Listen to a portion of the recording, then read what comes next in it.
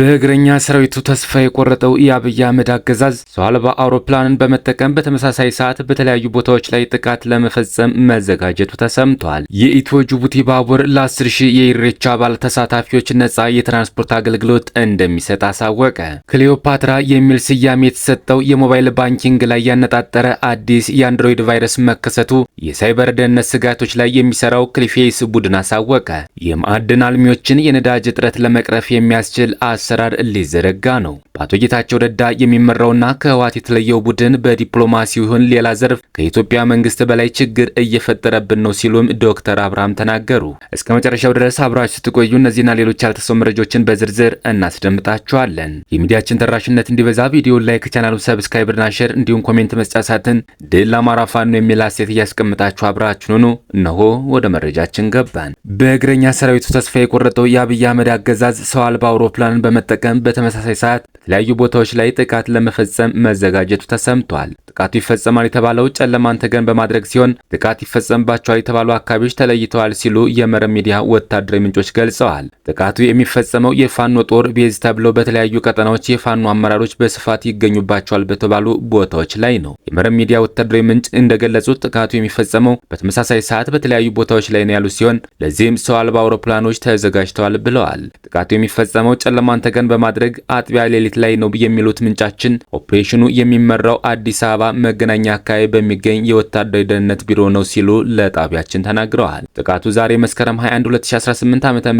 አጥቢያ ሌሊቱን ወይም በቀጣዮች ቀናት ሊፈጸም ይችላል ተብሏል። ስለሆነም ህዝቡ በቂ ጥንቃቄ እንዲያደርግ መልእክት ያስተላለፉት ምንጫችን በተለይ የፋኖ አመራሮችና አባላት ለጥቃት ከሚያጋልጡ እንቅስቃሴዎች እንዲቆጠቡ አሳስበዋል። የትግራይ ጊዜያዊ አስተዳደር ሀራ መሬት የተሰኘው የትግራይ ታጣቂ ኃይል ከአፋሩ በረሃሌ ወደ ትግራይ ሊገባ ሲል ከአፋር ህዝብ ጋር ተጋጅቷል ሲል ማምሻውን አስታውቋል። ጊዜያዊ አስተዳደሩ ቡድኑ በአፋር ህዝብ ላይ ተኩስ መክፈቱ በምንም አኳን ተቀባይነት የለውም በማለት አውግዟል። የትግራይ ችግር በትግራይ ተወላጆች ብቻ መፈታት አለበት የሚል እምነት እንዳለውም ጊዜያዊ አስተዳደሩ ገልጿል። ልዩነቶችን በሰላማዊና ፖለቲካዊ መንገድ ለመፍታት ዝግጁ መሆኑን ያረጋግጠው ጊዜያዊ አስተዳደሩ አፋር ውስጥ የሚንቀሳቀሰው የትግራይ ታጣቂ ቡድንም ወደ ትግራይ ተመልሶ ለድርድር እንዲቀመጥ ጥሪ አድርጓል። የኢትዮ ጅቡቲ ባቡር ለ10 ሺህ የኢሬቻ በዓል ተሳታፊዎች ነጻ የትራንስፖርት አገልግሎት እንደሚሰጥ አሳወቀ። ለኢሬቻ ክብረ በዓል የኢትዮ ጅቡቲ ባቡር ነጻ አገልግሎት ለመስጠት መዘጋጀቱን የትራንስፖርትና ሎጂስቲክ ሚኒስቴር አስታውቋል። በመጪው አርብ ከሰዓት ጀምሮ ከለቡ ባቡር ጣቢያ በመነሳት አገልግሎት የሚሰጡ ባቡሮች መኖራቸው የተነገረ ሲሆን ለ10 ሺህ ያህል መንገደኞች ነጻ የትራንስፖርት አገልግሎት ይሰጣሉ ተብሏል።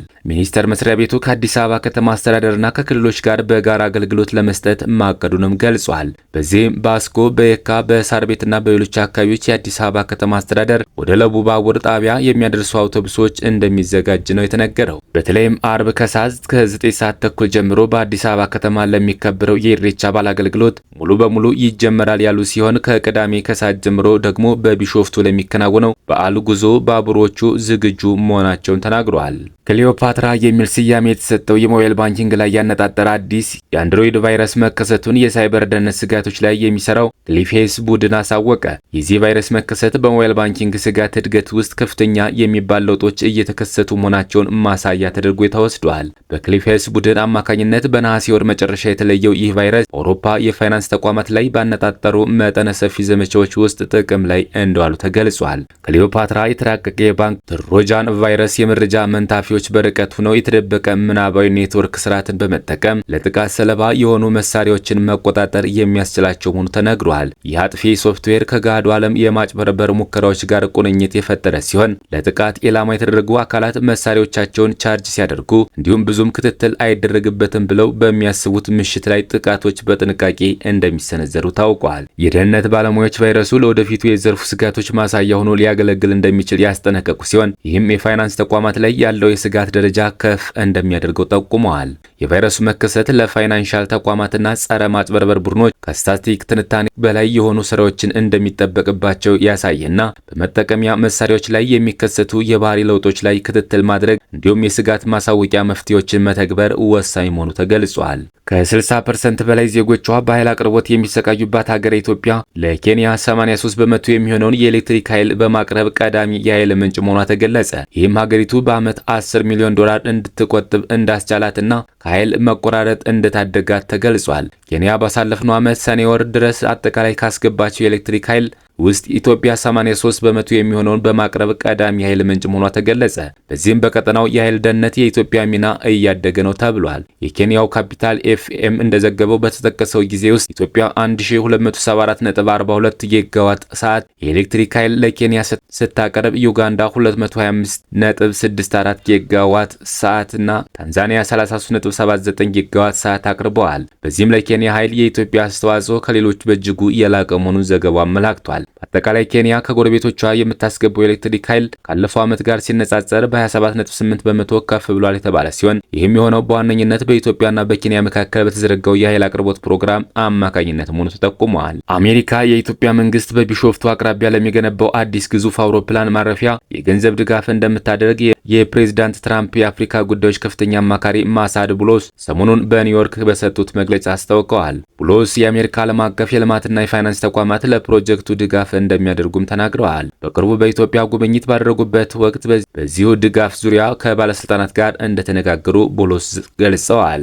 ኢትዮጵያ የውጭ ባንኮች በባንክ ዘርፍ እንዲሰማሩ በፈቀደች ማግስት በርካታ የውጭ ባንኮች ከአፍሪካ ለቀው እየወጡ ወይም ኢንቨስትመንታቸውን በከፍተኛ ደረጃ እየቀነሱ እንደሆነ የዓለም ሀገራት ዕዳ የመክፈል አቅም የሚላከውን ዓለም አቀፍ ሙዲስ ኩባንያ ሰሞኑን ባወጣው አንድ ጥናት ተገልጿል። ለውጭ ባንኮች መውጣት ጥናቱ ከጠቀሳቸው ምክንያቶች መካከል የትርፍ መቀነስ፣ የኢንቨስትመንት ወጪ መናር፣ የሞባይልና የዲጂታል ገንዘብ መገበያ ዘዴዎች መበራከት፣ የበርካታ ሀገራት የገንዘብ ዋጋ መቀነስና ፖለቲካዊ አለመረጋጋት ይገኙበታል። ከአውሮፓውያኑ 2019 ጀምሮ በትንሹ 7 ትላልቅ የውጭ ባንኮች ከአፍሪካ ጠቅልሎ መውጣት ወይም ኢንቨስትመንታቸውን መቀነስ እንደጀመሩ ጥናቱ አመላክቷል። ከአፍሪካ ከወጡት መካከል የብሪታንያዎቹ ስታንዳርድ ቻርተርድ ባንክ እና በርክሌይ ይገኙበታል። ይህ የማዕድን አልሚዎች የነዳጅ እጥረት ለመቅረፍ የሚያስችል አሰራር ሊዘረጋ ነው። ማዕድን አልሚዎች ያለባቸውን የነዳጅ እጥረት ለመቅረፍ በቀጥታ ነዳጅ እንዲያገኙ ለማድረግ እየተሰራ እንደሚገኝ ማዕድን ሚኒስቴር አስታወቀ። ጉዳዩ በተለይ ልዩ አነስተኛ ማዕድን አልሚዎችን የሚመለከት መሆኑም ተነግሯል። የማዕድን ሚኒስትር ዴኤታ አቶ ሚሊዮን ማቴዎስ ለአዲስ ዘመን ጋዜጣ እንዳስታወቁት በ2017 በጀት ዓመት ከፍተኛ የማዕድን ምርት የተገኘው ከልዩ አነስተኛ ማዕድን አልሚዎች ነው። ይህንን ለማበረታታት በተያያዘው ዓመት አልሚዎች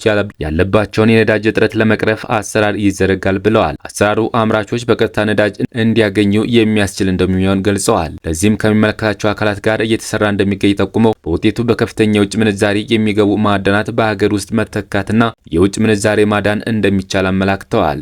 ዘመቻ አርበኛ አደማሊ አባናዳው 8ኛ ቀን በዘመቻ አርበኛ አደማሊ በርካታ ቀጠናዎች ነጻ ያወጣው አፍባ ምስራቅ አማራ ቀጠና ንጉስ ሚካኤል አሌ ኮር ዋና ሰብሳቢ የሆኑት አርበኛ መቶ አለቃ አብነው ታደሰ የፋሽስቱ ብልጽግና አገዛዝን ዙፋን እየጠበቁ በአማራ ህዝብ ላይ ዘር ማጥፋት እየፈጸሙ ላሉ የመከላከያ አድማ ብተና ሚሊሻ ፖሊስ አባላቶች ከዛሬ መስከረም 21 እስከ መስከረም 30 2018 ዓ.ም የሚቆይ የምህረት አዋጅ አውጇል። አዋጁን ያስተላለፈው ንጉስ ሚካኤል ኮር በዘመቻ አርበኛ አደማሊ በርካታ የገጠርና የከተማ ታዳጊ ቀበሌዎችና ወረዳዎችን በመቆጣጠር ህዝባዊ ውይይት በማድረግ ህዝብ የወደዳቸውንና የፈቀዳቸውን መሪዎች በመምረጥ የህዝብ አስተዳደር መዋቅር እየዘረጋ ይገኛል።